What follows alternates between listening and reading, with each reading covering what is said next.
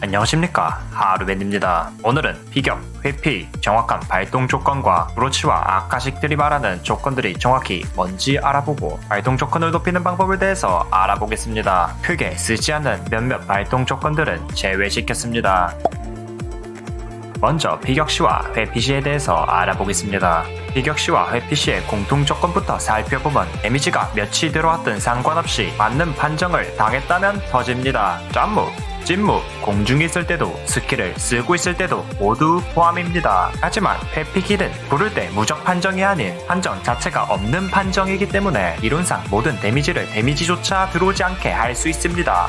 피격과 회피의 다른 점은 디버프 피격은 회피가 불가능한 판정이기 때문에 회피시가 터지지 않습니다. 초월 디버프 또한 마찬가지며 흥문으로는 직사기가 디버프 형식으로 들어온다는 말이 있습니다. 회피시보단 피격시가 터트리긴 쉽지만 일부러 터트리는 방향이 아니라면 크게 신경 쓰진 않습니다. 피격시와 회피시의 발동 조건을 높이는 방법은 맞으면서 딜을 하시면 됩니다. 하지만 백스텝 등 피격시 조건이 없다면 굳이 맞을 이유는 없습니다.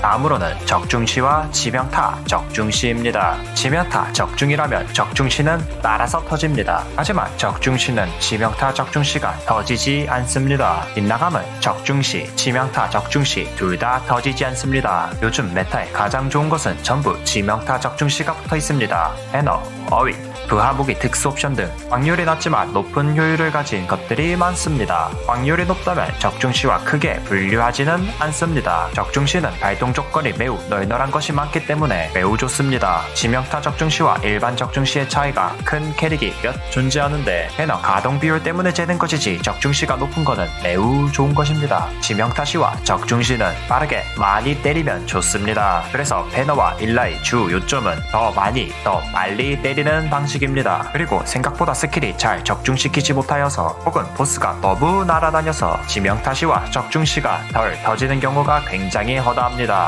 다음은 스킬 사용시입니다. 아카식, 세트 옵션 등 많은 것들이 있지만 당연히 일라이튼이 가장 관심이 가는 주제일 겁니다. 말 그대로 스킬 사용시이며 스킬 사용시를 보다 높게 사용하시려면 일라이튼을 여러 개 사용시 서로와의 시너지로 스킬을 보다 많이 쓰실 수 있습니다. 적 처치시는 메타를 뒤바꾸는 조건입니다. 하지만 내가 몹을 잡아야 터지는 것이며 어시스트를 했다 한들 터지지 않습니다. 그 이유 때문에 파티에서 적 처치시는 다소 힘이 듭니다. 하지만 조건 자체가 매우 쉬우며 몹이 있고 없고에 따라 가능과 불가능의 영역이기 때문에 정중앙을 주었습니다. 다음으론 대시 사용시와 회피기 사용시입니다. 회피기 사용시는 Shift를 한 번 누르는 것이며 대시는 앞 두 번을 더블 클릭하는 것을 말합니다.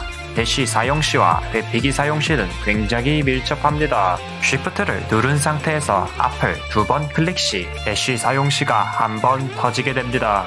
다시 Shift를 누른 상태에서 앞을 3번 클릭 시 대시 사용시가 2번 터지게 됩니다.